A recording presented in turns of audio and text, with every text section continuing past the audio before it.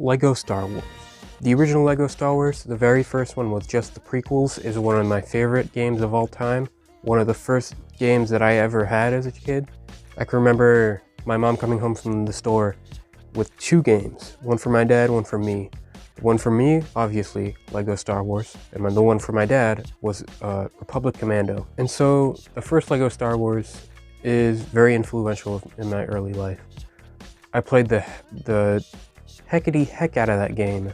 So naturally, I was incredibly excited for the new Lego Star Wars. A Lego Star Wars that will encompass all 9 films in the saga. Going into 2022, the two games that I had in mind that I was really looking forward to were Elden Ring and Lego Star Wars. And now that Lego Star Wars is out, I'm making this video to talk about some of the stuff I liked and some of the stuff I didn't like. Starting off with things I liked is the space, the controls in space, the way you space out the spaceships in space. In most other games, I find it difficult to use the flying controls. Don't know why, probably because I'm stupid. But in this game, it came very easily to me, and it was honestly super fun to fly around and shoot other ships. And so that's definitely a positive.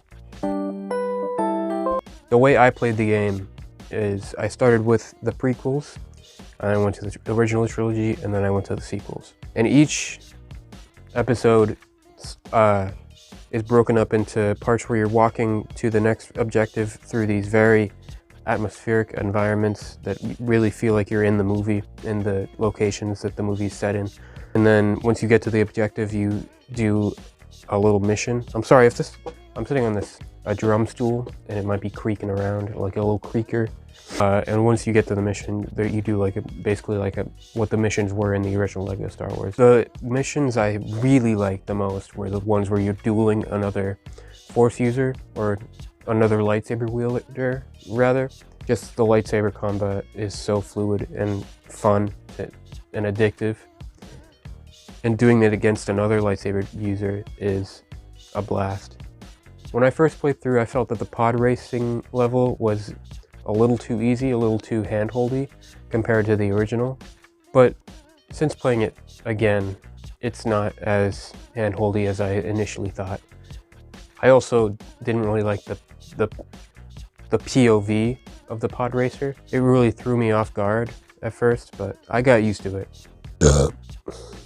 I didn't have any real issues with game-breaking glitches during the missions, during the episodes, until Return of the Jedi. First, when I'm Luke Skywalker in Jabba's palace trying to get to where Jabba is, your companion is Bib Fortuna, and I was playing alone during this level.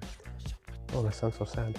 And for some reason, the AI for Bib Fortuna was making him walk incredibly close to me, and it annoyed the heck out of me.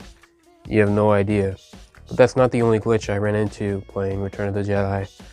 During the speeder bike chase on Endor, basically you're on rails going through the forest, and it'll have you kill a certain amount of scout troopers on other speeder bikes for you to progress further on in the level. But mine glitched out, and it said I had to kill 5 scout troopers, but they just did not appear. And so I'm just moving infinitely, unable to progress, and it got to the point where I hit the end of the rail, I guess, and I just kept falling down again and again into just a void of nothingness. Super fun stuff. I had to restart the level and it was fine after that, and I noticed I saw online that other people ran into this glitch as well, so I'm glad it wasn't just me. Other than those 2 instances, I really didn't run into any other game-breaking problems during my playthrough. And I found it quite addicting playing through each episode until I got to the sequels. But surprisingly, I found The Force Awakens to be really fun, and the planets that you go to in that episode to be really fun to explore, particularly Jakku and Takodana. Those 2 planets I find myself going back to in free play a lot just to explore. But after Force Awakens, I kind of just lost interest. I was kind of I was forcing myself through the last 2 episodes just to get through this with the story so I could mess around in free play. And that's never fun, to be forcing yourself through a video game. It's almost like I had to force myself to be awake. I had to force awaken. And I think my biggest issue with the game is once you complete all 9 films, you can go back and do the levels, like the pod racer level, the duel with Darth Maul, but you can't play through like the full episode. I mentioned there's parts where you're walking to the next objective through a planet or a spaceship. There's no way to go back there and replay that unless you start a new save. And I found that very frustrating. I didn't understand why that was the case. And it's really my biggest complaint with Skywalker Saga. But I'll follow that up with what I like the most about the game, and it's the open world free play mode. One of my favorite games of all time is Knights of the Old Republic 1 and 2, mostly because I find it has a very comforting atmosphere in the game that I find myself drawn back to. Especially, I initially played those games in the springtime when I was in 5th grade, and I played it.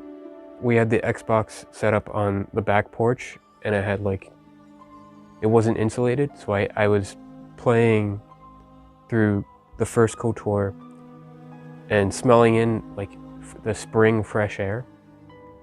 And so now every year at springtime, when I smell that fresh air, I feel the urge to go back to Knights of the Old Republic. And this game really captured the same Star Wars atmosphere and aesthetic, and each planet has its own unique atmosphere and feel to it, and I just love exploring the galaxy that I care for so much. I've seen complaints that there's not enough hostile NPCs on the planet, but comparing this game to my favorite Lego game, Lego Marvel Superheroes, that game's open world has pretty much no hostile NPCs unless you trigger one to appear. I personally find the lack of hostile NPCs to make the gameplay more passive, so I can just relax and enjoy the atmosphere of Coruscant or Takodana. But I will say that a lot of the side quests are fun, but most of them I find myself not very engaged in it, despite having my issues with I keep wanting to say Rise of Skywalker, but it's the Skywalker Saga. Despite having my issues with Skywalker Saga, I have a blast playing it with my brother and exploring each planet. Yeah, that's pretty much it. Just a couple things that I thought were interesting or bothered me that I forgot to mention in the video. Han can speak to Wookiee characters. You don't need a protocol droid to communicate with them, which I thought was really fun and a nice little detail. I wish the episode 3 boss fight was closer to the original, where you go through the level with player 1 as Obi-Wan, player 2 Anakin, and you have to fight each other at the end. That was just the best level in the original Lego Star Wars, and it's a shame that it's not the same, but you know, it is what it is. Another thing that bothered me was they scaled back the brutality of the character deaths, and especially the prequel trilogy compared to the original Lego Star Wars. Another thing that bothered me was Jango Fett's jetpack was super wimpy. It only went so far, and he had the wrong blaster sound effect on his guns. But on the topic of flying, the astromech droids don't fly at all. The next thing that bothered me, Kijimi has straight up no open world, which is a bummer because that's like one of the only planets from Rise of Skywalker that I wanted to explore.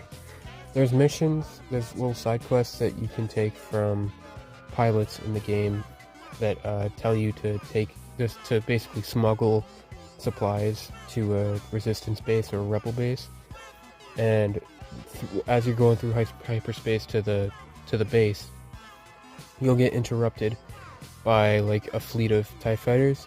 But mine was super broken, and I was like no clipping through just this massive Trade Federation battle station. For some reason, it was just like in the map where it probably shouldn't have been, and you could just like no clip through it, and it was super broken and just not a good time. But my last complaint is I think the NPCs were randomly generated on the open worlds, and the ones on Naboo have like the ugliest fashion in the world. I've seen ones with like purple pants, red t-shirt, green gloves. Disgusting. You're not the Joker. And the final thing that I forgot to mention was I really like the voice lines from the characters in the game. I really haven't used the mumble mode at all, just because I love the voice lines so much, and they use a lot of the actors who have played characters like from Clone Wars or various other animation stuff.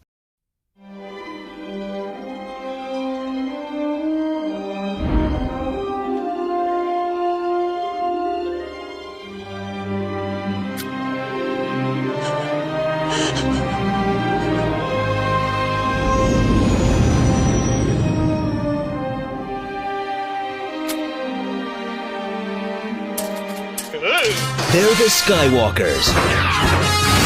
You've met the whole family, but they've never shared the same screen. Until now. Oops. Huh? Lego Star Wars: The Complete Saga.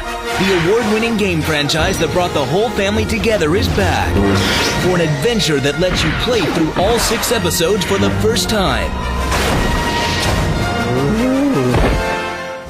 Mix and match your favorite characters from across the galaxy and build your adventure from episode 1 all the way through to episode 6.